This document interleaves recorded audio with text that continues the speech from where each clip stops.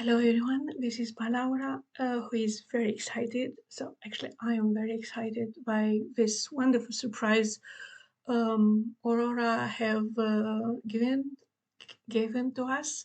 So just a couple of hours ago, she launched her new song, "The Conflict of the Mind," and I'm positive that not many of you have seen it, so we'll start in immediately um, uh, uh, listening and looking to the video she dropped here, and then we will talk a little bit about symbolism of it.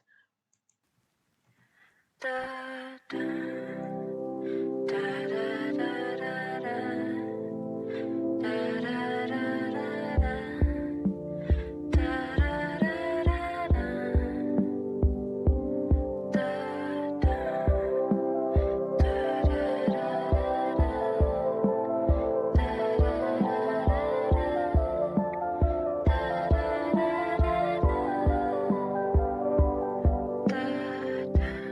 It's a complicated story that we never talk about, but I see it in the mirrors, in the curtains of our house.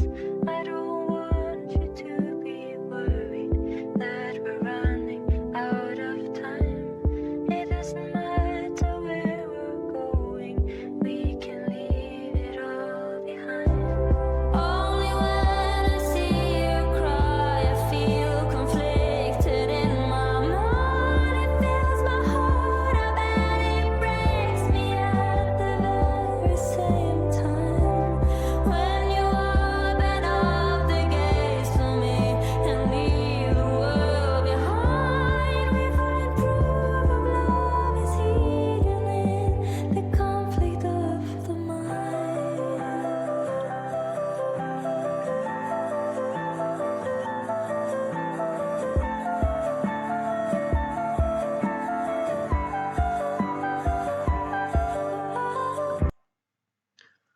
I'm so sorry, I need to stop the video here. This is a very emotional recording for me, because it hit me very hard, because again Aurora did it. So again Aurora is talking about life and death in such a wonderful manner, and she's also starting the clip the same way. She started with "My Blood." You can see behind her the curtains. She's also mentioning in the lyrics. And you also will see the difference of the voices. So if in "My Blood" she was starting behind the veil, so you can hear her voice behind the veil, and then you enter in the world of the people who were between the worlds, where she guided them. And here she's introducing again the eternal voice, the eternal loving being. We can't say it's a human being. She is a wonderful creature who try to make our souls feel better, because she is introducing into the idea of death and life through the story. This is a very, very emotional story, because we see the four people sitting around the table. It's clearly a couple with their children. And of course, we see the wine on the table, and we see the devastated looks, I can recognize the looks because these looks are familiar to me because on the um, around this time 2 years ago I lost my brother, and definitely my family and me and his wife and their children have the same look these people have on their faces. And you can see on his face, you can see the beard, but you see he's a person who take care of himself. He's very nice dressed and a nice shirt, but his look is exactly how men looks after somebody died and they don't shave several days. But here it's clearly a recent death because everybody try to look serene, but they are not. They are devastated, and she tells the fact that after you are losing someone very close to you, you can't talk about it. So she starts the story with it's a complicated story that we never talk about. But I see it in the mirrors, in the curtains of our house. So the sadness of the loss of someone dear, uh, and also here I have for this scene I have two scenarios which I will unfold later, a little bit later. But again, she is the voice guiding us into the scene and telling the story which can be told. So she's the one telling the story and talking with us, the one who have lost someone very dear to us through a death. And she said, I don't want you to be worried that we're running out of time. It doesn't matter where we're going, we can leave it all behind. So actually, the feeling we have after losing someone very close to us is the fact that the time is done, that we don't have any more future because we can't see our lives without the person we love. But again, she started talking. She's introducing in the first chorus. We hear her true voice because the first voice we hear at the beginning, introducing the story, is a voice which you see it's a little. It's her voice obviously, but she she sounds like is using some distortion on her voice, and then on the chorus is her real voice, where she can she tells us about the fact that I feel conflicted in my mind because this feeling she has, it fills my heart up and breaks me at the very same time. It's something we can experience when in the same time we feel our hearts exploding, and in the same time going back down. But let's move on a little. I remember how I'd find you, fingers tearing through the ground. Were you digging something up, or did you bury something down? In your soul I found a thirst, with only salt inside your cup. In your eyes I saw a longing, while I longed to live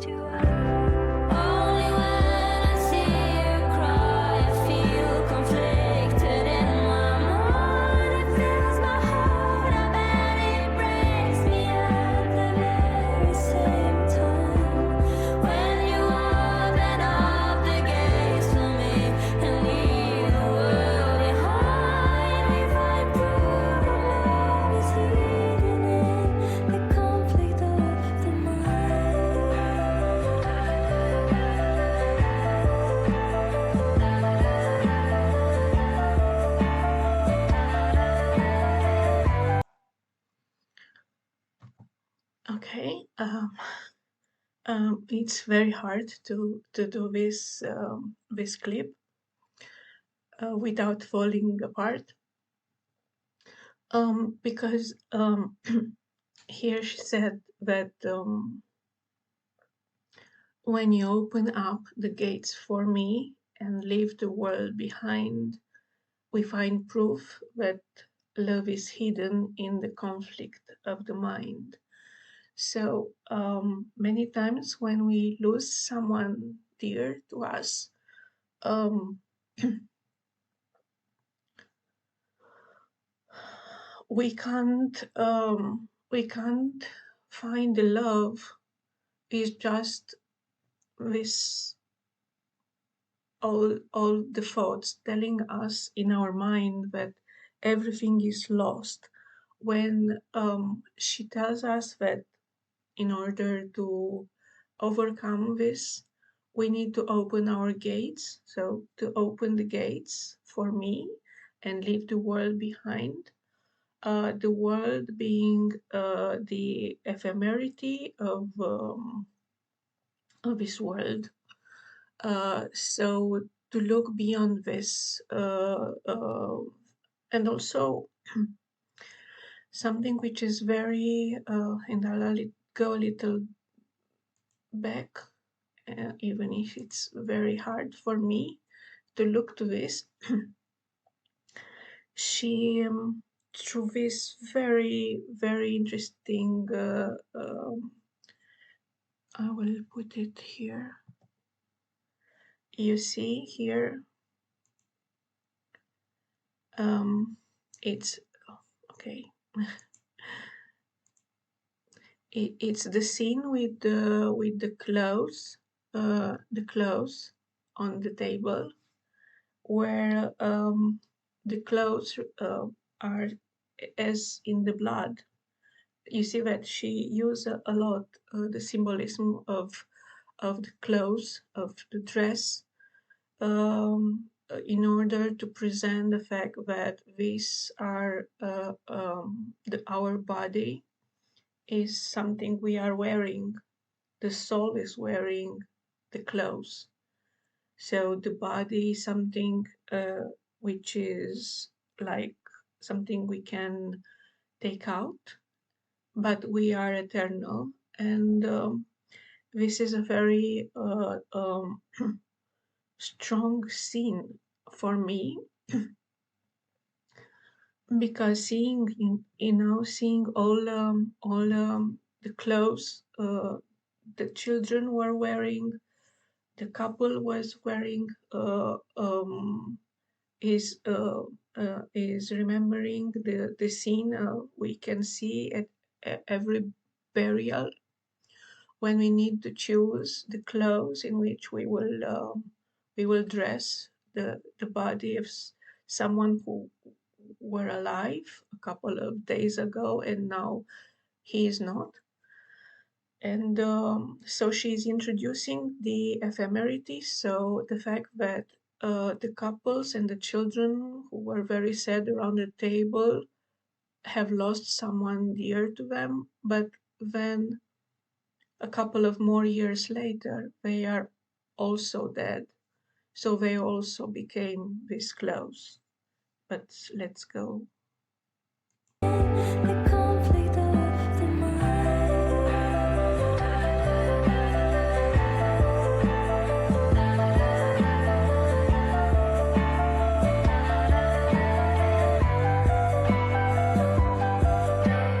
Don't let your spirit die. This is just a conflict of the mind. Is your heart alive? You overcome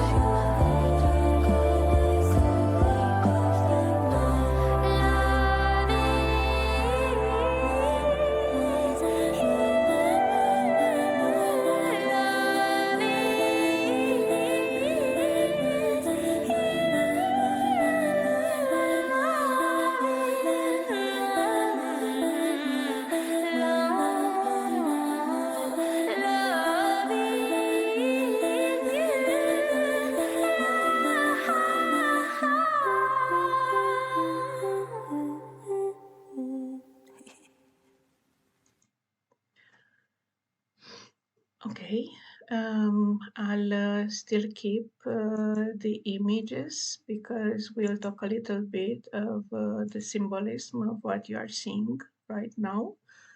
Okay,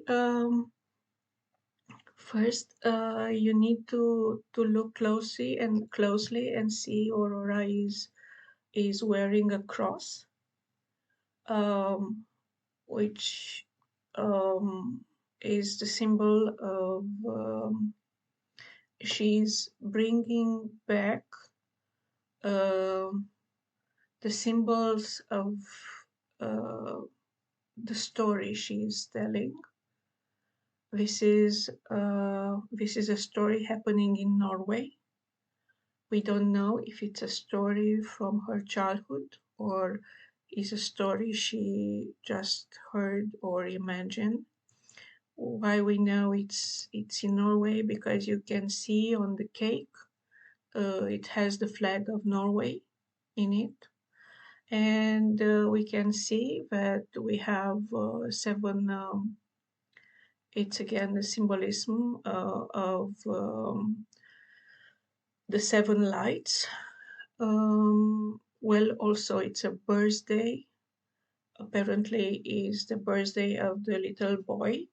Um, because he is the one who is blowing out the candles.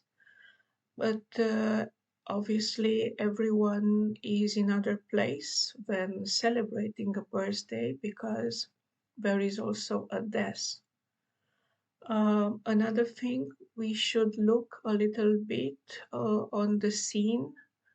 You can see that she, their mother, um, she is the only alive picture together with the little child, little boy. She is the one bringing the cake. She is the one trying to maintain a serene atmosphere if everyone is clear, devastated, and broken. And Aurora sings, um, "Is your heart alive?" If it's your heart alive, you'll overcome a conflict of the mind. And also, she said, don't let your spirit die. Uh, don't let your spirit die, because love is you. Actually, so we are all love, so we are all eternal, and we need to go beyond this idea that we to get while the moment in which we die, everything is dead. And the music is so beautiful. It's so wonderful. But also here is the scenario I was talking about, on the fact that we can tell that it's a normal scene of a grieving family uh, on someone who have died, while also celebrating life, celebrating the birthday of the little boy. But on the same time, if we look here on this scene, on her face, you will see that even the moment in which the boy is blowing up the candles, here, mother looks somewhere else.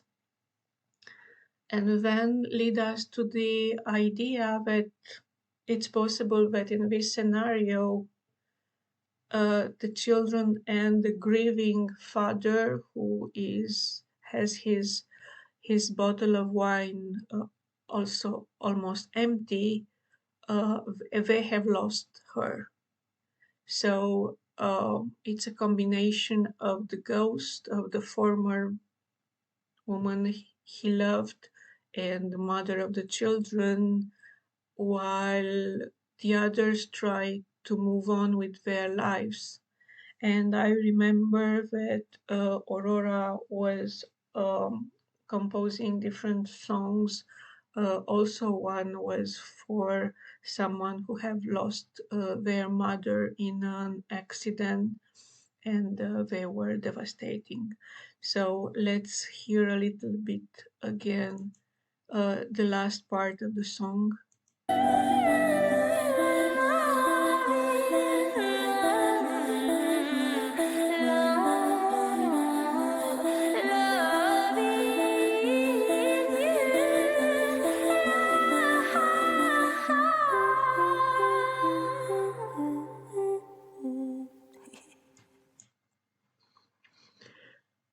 Okay, so this is my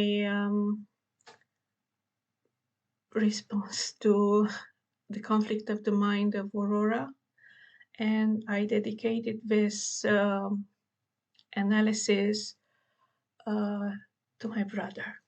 Thank you for listening.